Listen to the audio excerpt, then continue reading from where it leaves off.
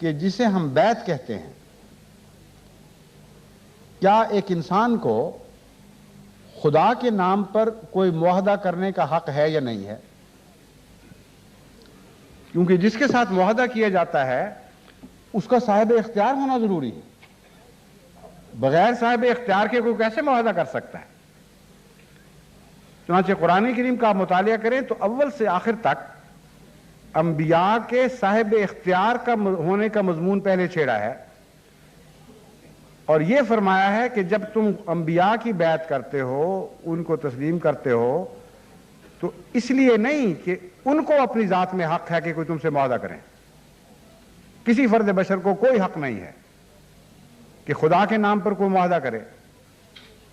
خدا ہی کو حق ہے، اس لیے جب وہ مقرر کرتا ہے تو بظاہر تم بندوں کی بیعت کر رہے ہوتے ہو، لیکن دراصل خدا کی بیعت کر رہے ہوتے ہو، کیونکہ اگر خدا کی بیعت نہیں ہے تو وہ شرک ہے۔ بس اس آیت کو نہ سمجھنے کے نتیجے میں عجیب جہالت ہے کہ بعض لوگوں نے اس پر شرک کی تعلیم کا الزام لگا دیا، حالانکہ یہ شرک کی کلیت نفی کرنے والی ہے۔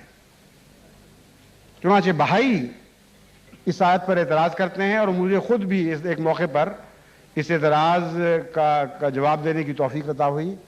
سندھ میں ایک دفعہ میں دورہ کر رہا تھا تو وہاں ایک بہائی نے مجھے اٹھ کر چیلنج کیا کہ تم کہتے ہو قرآن کریم توحید کامل کو پیش کرتا ہے، میں اس کا نقص بتاتا ہوں۔ دیکھیے یہ آیت لکھا ہوا ہے، ان الذین یبایعونک انما یبایعون اللہ،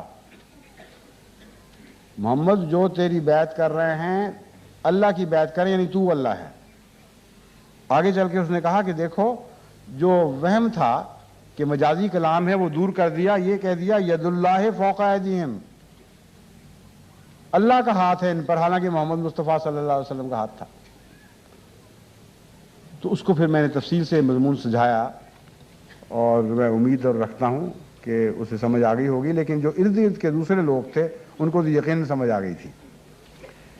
پہلا نقطہ اس میں یہ قابل غور ہے کہ یہ شرک کے خلاف تعلیم دینے والی آیت ہے، شرک کی طرف مائل کرنے والی نہیں۔ کیونکہ اگر کوئی انسان خدا کے نام پر کسی ایسے بندے سے عہد کر لیتا ہے جسے خدا نے مقرر نہیں فرمایا، تو اس نے گویا ایک خدا اور گھڑ لیا، ایک اور شخص کو مجاز مان لیا حکم چلانے کا، حالانکہ الامر کلہ للہ، ہر قسم کا حکم دینے کا حق صرف خدا کو ہے۔ اس مضمون کو بڑی لطافت سے دیگر انبیاء کے متعلق بھی خدا تعالیٰ نے بیان فرمایا، اور حضرت آدم کے سلسلے میں آغاز نبوت پر بھی اسی طرح روشنی ڈالی۔ چنانچہ فرمایا کہ جب میں آدم کی اطاعت کیوں کرو، یہ سوال تھا۔ آپ کو پتہ ہے کہ خدا تعالیٰ نے یہ مضمون اٹھایا کہ ایک ظالم نے خود آدم کی اطاعت کرنے سے یہ کہہ کر انکار کر دیا کہ یہ مجھ سے ادنا ہے۔ اس کا ایک جواب خدا نے وہاں دیا، اور اس کی تفصیل بیان نہیں کی، صرف اتنا کہا کہ تو مردود ہے اور تو یہاں سے نکل جا۔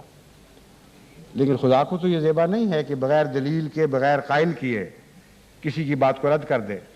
چنانچہ دوسری جگہ خدا نے اس مضمون کو کھولا ہے، فرمایا ہے کہ جب میں نے آدم کو پیدا کیا تو اسے ٹھیک ٹھاک کیا،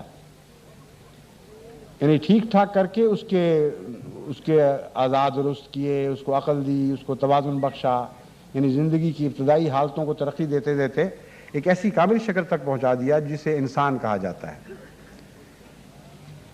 میں ٹھیک ٹھاک تو اس کو کر چکا ہوں، لیکن اس کے باوجود کسی آدمی کو کسی دوسرے آدمی پر حکومت کا حق نہیں دیتا۔ حکومت کا حق کب دیتا ہوں اور کس بنا پر دیتا ہوں؟ فرمایا فَإِذَا سَوَّيْتُهُ وَنَفَخْتُ فِيهِ مِن رُوحِي فَقَعُوا لَهُ سَاجِدِينَ، جب میں اسے ٹھیک ٹھاک کر لوں اور اپنی روح اس میں پھونکوں، یعنی الہام کروں اور اس کو معمور بناؤں، تب اس بنا پر تم اس کی اطاعت کرو گے کہ میں اطاعت کروا رہا ہوں، میری اطاعت کر رہے ہو۔ جب میری اطاعت کر رہے ہوگے تو یہ بحث ہی نہیں اٹھتی کہ جس جگہ سے آواز آ رہی ہے وہ ادنا ہے یا اعلیٰ ہے۔ بحث تو یہ ہے کہ کس کی آواز ہے۔ بس کسی گندے اور بدحال ریڈیو سے بادشاہ کا حکم جاری ہو رہا ہو اور آپ سن رہے ہوں، یا کسی نہایت ہی اعلیٰ پیمانے کے ریڈیو سے آپ یہ آواز سن رہے ہوں، جہاں تک اطاعت کا تعلق ہے اس معاملے میں اس کمزور ریڈیو بھی اسی طرح بات منوانے کا حق رکھتا ہے جس طرح اعلیٰ درجے کا ریڈیو رکھتا ہے. انہی معنوں میں قرآن کریم فرماتا ہے لا نفرق بین احد من رسلہ، کہ دیکھو جہاں تک ہماری اطاعت کا تعلق ہے، چونکہ رسولوں کی اطاعت دراصل ہماری اطاعت ہے، اس میں ہم کسی رسول میں فرق نہیں کریں گے. لیکن اس کا یہ مطلب نہیں کہ برابر ہے. فرمایا تلک الرسل فضلنا بعضهم علی بعض، کہ ہم نے رسولوں میں سے بعض کو بعض پر فضیلت دی ہے. کسی کی وہی عظیم الشان صفائی کے ساتھ تمہارے سامنے ظاہر ہو رہی ہے، انگیز حسن کے ساتھ تمہیں دکھائی دے رہی ہے. کچھ کمزوری سٹ بھی ہیں انسانوں میں. انہوں نے خدا کی وحی کو سنا، وحی تو خدا ہی کی تھی، لیکن ان کی اپنی صلاحیتیں ایسی نہیں تھیں کہ وہ اسے منوان تمہارے سامنے پیش کریں. ان کی امانت کے جوہر ایسے نہیں تھے. بس اگر ایک کمزور ریڈیو سیٹ نسبتاً خراب آواز سے یا کھڑکھڑ کی آواز کے ساتھ بات پیش کرتا ہے تو آواز کہ جہاں تک صاحب حکم ہونے کا تعلق ہے اس کی کمزوری سے اس پر کوئی بھی فرق نہیں پڑتا. ان پہلوؤں سے وہ برابر ہو جاتا ہے، لیکن آواز کی حیثیت کے لحاظ سے، امانت کی صلاحیت کے لحاظ سے، یعنی اس کی فائڈیلٹی کے لحاظ سے ہر سیٹ میں فرق پڑ جاتا ہے. تو ان معنوں میں عظیم الشان انبیاء کی وحی عظیم الشان جلوے کے ساتھ ظاہر ہوئی. یہی وہ مضمون ہے جو حضرت موسیٰ علیہ السلام پر ظاہر فرمایا گیا تو انہوں نے تمنا کی کہ اے خدا مجھے اپنا وہ چہرہ دکھا محمد صلی اللہ علیہ وآلہ وسلم کے لیے تو نے بچا کے رکھا ہوا ہے کہ اس کو دکھاؤں گا. فرمایا تجھ میں استطاعت نہیں، تیرے ریڈیو سیٹ کی طاقت اتنی نہیں ہے، پھٹ جائے گا. یہ تو وہی ایسی ہے کہ اگر پہاڑوں پر بھی نازل کروں، جو محمد رسول اللہ کی وحی ہے، پہاڑوں پر بھی نازل کروں تو وہ بھی ریزہ ریزہ ہو جائے. اور خدا ناانصافی کرے گا اگر اعلیٰ طاقت کا پیغام چھوٹے طاقت کے ریڈیو سیٹ کو دے دے. زیادہ سٹرونگ ویو لینتھ میں جب ایک پیغام دیا جاتا ہے کمزور کسی پردے کو تو اس آواز کی شوقت سے وہ ٹکڑے ٹکڑے ہو جاتا ہے. چنانچہ اسی مضمون کو فرمایا لو انزلنا هذا القرآن على جبل لرأيته خاشعا متصدعا من خشية الله وتلك الأمثال نضربها للناس لعلهم يتفكرون. کہ جہاں تک وحی قرآنی کا تعلق ہے، یہ تو اتنی عظیم الشان اور اتنی طاقتور ہے کہ محمد مصطفیٰ کا قلب توانا ہی تھا اور عظیم وسعتوں والا قلب تھا جس نے اسے برداشت کیا اور پھٹ نہیں پڑا. پہاڑوں پر بھی اگر ہم یہ وحی نازل کرتے تو وہ پھٹ جاتے.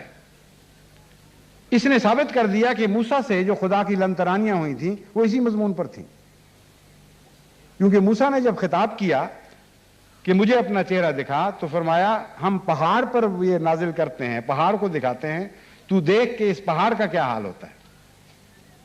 فرمایا وہ ٹکڑے ٹکڑے ہو گیا اور موسیٰ بے ہوش ہو گیا.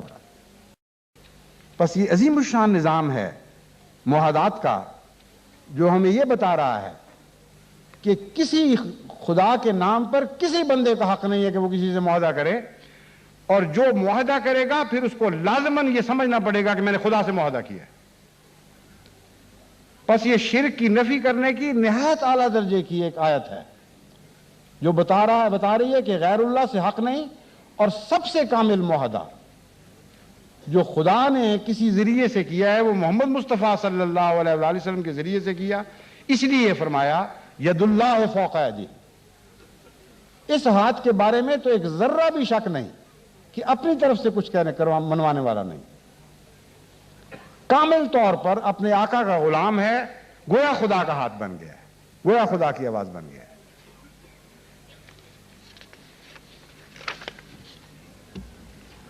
اسی مضمون کی پر روشنی ڈالتے ہوئے حضرت رسول اکرم صلی اللہ علیہ وآلہ وسلم نے فرمایا کہ من عصا امیری فقد عصانی ومن عصانی فقد عصى اللہ.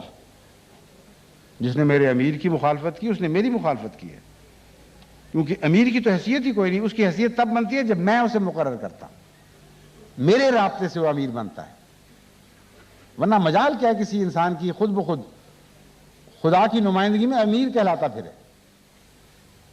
تو جب اس کی مخالفت کرو گے تو میری کرو گے. اور میں کون ہوں سوائے اس کے کہ خدا نے مجھے مجاز کر دیا ہو. میں اپنی ذات میں کون ہوں کہ تم پر امارت کروں؟ بس یاد رکھو کہ جب تم میرے امیر کی مخالفت کرو گے تو میری کرو گے، اور جب میری کرو گے تو خدا کی کرو گے۔ یہ ہے عظمت اس معاہدے کو جسے آپ بیعت قرار دیتے ہیں۔ کتنا عظیم الشان مضمون ہے۔ بس وہ جاہل جو کہتے ہیں تم بیعت کر کے تم ایک انسان کو خدا بنا دیتے ہو، اس کو غیر معمولی عظمت دیتے ہو، بالکل جھوٹ ہے۔ اس کی عظمتیں چھین لیتے ہیں، اور خدا کے سوا اس کی کسی بات کے قائل ہم نہیں رہتے، اس کی کسی بات کے سامنے سر نہیں جھکاتے، سوائے اس کے کہ خدا نے اس کو کہا ہو۔ اور وہ پیغام محمد مصطفیٰ صلی اللہ علیہ وآلہ وسلم کی وساطت سے، خواہ وہ قرآن کی معرفت پہنچا ہو یا قرآن کی تشریح میں احادیث نبویہ سنت محمد مصطفیٰ کی صورت میں پہنچا ہو۔